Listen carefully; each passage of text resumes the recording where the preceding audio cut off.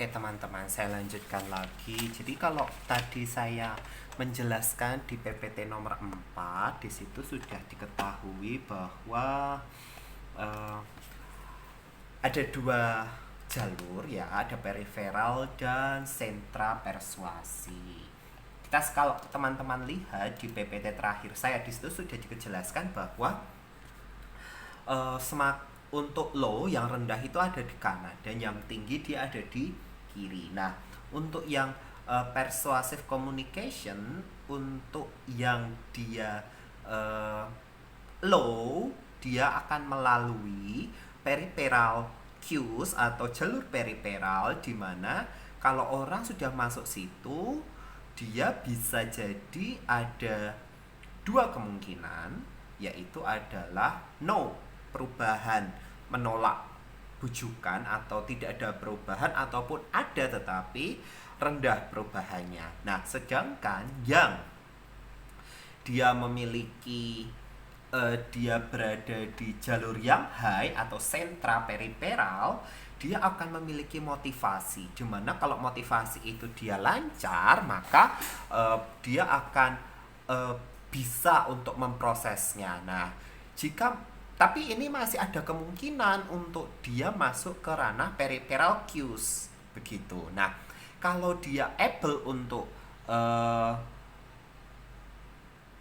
mengimplementasikan bujukan tersebut dan dia bisa memahami uh, bukan perintah, anjurannya, serta bisa mengimplementasikan ilmu yang dianjurkan, maka itu diteruskan dengan tipe dari proses kognitif, di mana tipe dari proses kognitif ini dia meliputi kualitas argumen dan initial attitude, inisiasi untuk attitude itu adanya mulai pergerakan untuk tanda-tanda untuk berubah, sehingga terakhirnya dia ada proses yang disebut sebagai perubahan sesuai dengan bujukan yang diinginkan. Nah, saya lanjutkan lagi.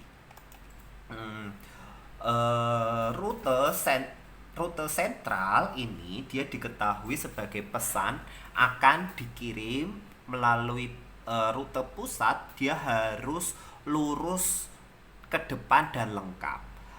Rute pusat terdiri dari pertimbangan kebijaksanaan dari argumen, berarti dia harus ada nilai dalam bujukan tersebut. Penerima hati-hati dalam mendalami isi pesan dan mengevaluasi objek pesan. Pesan yang dikirim melalui rute ini dia harus memiliki tingkat keterlibatan yang tinggi, yaitu penerima harus benar-benar peduli tentang berhubungan dengan subjek. Berarti antara komunikator dengan komunikan, dia harus ada komunikasi dua arah yang stabil tentang memahami bujukan tersebut. Dan karena itu penting bagi mereka, maka pesan akan dievaluasi secara menyeluruh. Pesan rute tengah atau dalam hal ini rute sentral, dia harus kuat. Pesan akan dibedah dan dianalisis dari setiap sudut. Jadi sebaiknya memiliki beberapa substansi itu penting. Jadi saya bisa menegaskan bahwa rute sentral atau rute tengah ini dia harus memiliki ide yang bisa masuk akal bagi penerima dan menjadi modal dasar untuk menerima bujukan tersebut. Misalnya, pengawas lapangan golf sangat prihatin dengan kondisi rumput di lapangan golf tempat dia bekerja. Maka ketika sebuah iklan produk keluar menyemprot gulma, dia akan mendapatkan perhatian. Nah, ia akan menganalisis isi pesan dari iklan tersebut dan apa artinya supaya dia supaya rumputnya di lapangan tersebut lebih hijau. Di sisi lain, wanita ini dia wanita yang bekerja di lantai apartemen tidak memiliki perhatian dari rumput tersebut karena dia tidak memiliki halaman rumput. Oleh karena itu, iklan semprotan gulma tidak penting baginya. Jadi seseorang yang melihat iklan ini ketika dia punya partisipasi atau keterlibatan langsung, dia akan mencari, dia akan menganalisis iklan tersebut. Tapi kalau nggak ada kepentingan, ya buat apa dia berkepentingan atau menindaklanjuti dari iklan tersebut. Oke, berikutnya. Lalu apa kelemahan dari rute sentral, teman-teman? Kelemahan dari rute sentral adalah kelemahan untuk mengirim pesan. Penerima harus memiliki motivasi untuk menganalisis pesan. Dia harus ada motivasi seperti yang tadi saya sudah jelaskan. Jika penerima tidak langsung dipengaruhi oleh pesan, dia tidak akan menempatkan pesan tersebut untuk dipertimbangkan. Oleh karena itu, pesan persuasif akan hilang pada banyak orang. Namun, bagi orang yang terlibat langsung dengan masalah ini, ada dua keuntungan penting terkait dari persuasi rute pusat atau rute sentral, yaitu perubahan sikap cenderung akan bertahan lebih lama daripada perubahan yang disebabkan oleh jalur periferal. Dengan kata lain, jika sikap penerima telah berubah sebagai hasilnya, maka kemungkinan bahwa pesan itu akan menetap lebih lama dan perasaan yang dicapai dengan rute sentral itu lebih permanen dibandingkan yang rute periferal. Kenapa? Karena dia punya strong, tadi saya sudah jelaskan. Dia ada perubahan yang lebih kuat seperti yang diinginkan oleh komunikator. Lalu bagaimana dengan rute periferal? Rute periferal ini dia bisa jadi dia masuk ke ranah yang lebih rendah perubahannya, atau dia pasti menerima motivasi yang lemah. Dia juga mendeskripsikan pesan tersebut secara lemah. Tidak seperti rute pusat, rute pesan yang dikirim melalui rute periferal tidak diproses secara kognitif. Sebaliknya, rute perifer menyatakan bahwa jika seseorang tidak mampu menguraikan pesan ekstensif atau secara langsung atau secara direct, maka ia masih dapat dibujuk melalui faktor-faktor yang tidak ada hubungannya dengan isi sebenarnya dari pesan itu sendiri. Ini adalah pemasaran. Ini adalah tempat pemasaran, periklanan, dan hubungan masyarakat masuk ke Krukenberg dan Kenstar. Pandangan publik dominan PR pada kenyataannya merupakan salah satu persuasi dari komunikasi tindakan. Jadi bagaimana Anda bisa pergi membujuk seseorang yang sama sekali tidak ada hubungannya dengan produk Anda, itu tidak mungkin untuk bisa menindaklanjuti iklan tersebut. Lah, selain itu, pesan tersebut akan berusaha menarik perhatian bagi yang membuat pesan itu berpikir tentang dia sudah akrab dan memiliki pemikiran tentangnya. Jadi maksudnya begini, ini agak maaf terjemahannya tidak terlalu bagus, tapi intinya kira-kira begini.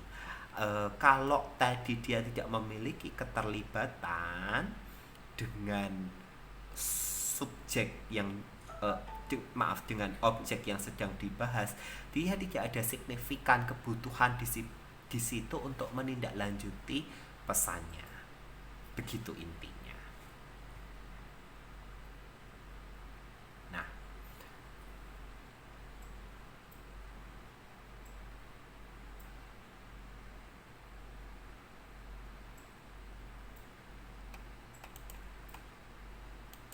Nah, dalam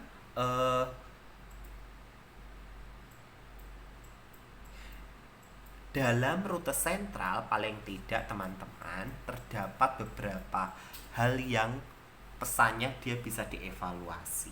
Yang pertama adalah pesan positif, pesan netral, dan pesan negatif. Pesan yang dirasakan untuk diterima oleh komunikan, dia pasti membentuk perilaku positif. Sebagai contoh, warga Jakarta sangat tertarik dengan pesan Jakarta Baru yang ditawarkan oleh kampanye Jokowi sekitar 8 tahun yang lalu gitu. Lalu ada lagi pesan netral, pesan yang memberikan perasaan emosional pada penerima pesan yang ambivalen. Mereka tidak terlalu tahu atau peduli tentang pesan yang disampaikan. Sebagai contoh, apabila warga Jakarta jadi tidak tahu dan tidak peduli tentang perubahan Jakarta, maka kemunculan Jokowi sebagai gubernur Jakarta kala itu menjadi tidak terlalu berpengaruh bagi mereka, dan bisa jadi tidak memilih Jokowi untuk kampanyenya dan bahkan bisa golput. Nah, sedangkan pesan terakhir adalah pesan negatif, yaitu pesan yang menimbulkan emosional negatif sehingga dia bisa jadi menolak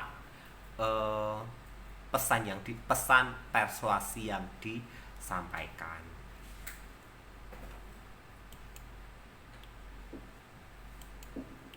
Itu teman-teman. Jadi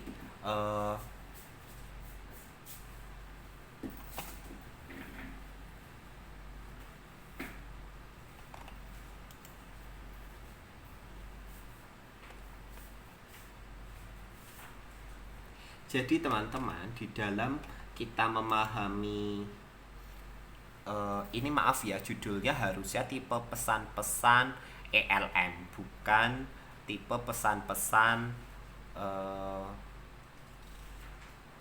di periferal, tetapi harusnya ELM.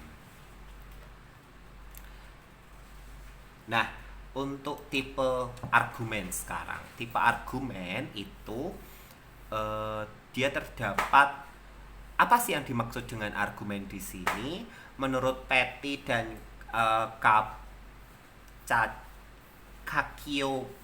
Kakiopo dalam buku Daimton tahun 2013, penting bagi halayak untuk memahami rute penyampaian pesan. Selain itu, memahami target halayak tersebut juga penting dalam membentuk elaborasi argumen yang akan disampaikan. Jadi, di dalam penyampaian pesan pasti kita akan mempertimbangkan ide pesan yang disampaikan. Nah, ide pesan itu adalah suatu argumen yang mendasari penyampaian suatu pesan. Nah, argumennya dia paling tidak ada 3. Yang pertama adalah argumen yang menciptakan respon kognisi positif di dalam pikiran penerima pesan, juga secara positif mempengaruhi keyakinan mereka dengan pandangan-pandangan dari pemberi argumen atau orang yang mengajak. Argumen yang kuat dapat menanamkan kepada khalayak untuk melawan penolakan dan kebanyakan mengubah perilaku jangka panjang mereka. Itu kalau strong. Tidak usah saya jelaskan, saya rasa teman-teman juga sudah paham. Lalu berikutnya ada netral argumen. Argumen yang menghasilkan respon kognisi yang tidak berkomitmen atau tidak berpihak, sehingga tidak ada perubahan yang terjadi dari penyampaian pesan tersebut atau setelah penyampaian pesan tersebut. Dan yang terakhir adalah weak argument, yaitu argumen yang menghasilkan kognisi negatif terhadap pesan persuasi. Itu mungkin teman-teman dari saya. Kita masuk nanti ke materi berikutnya. Selamat siang.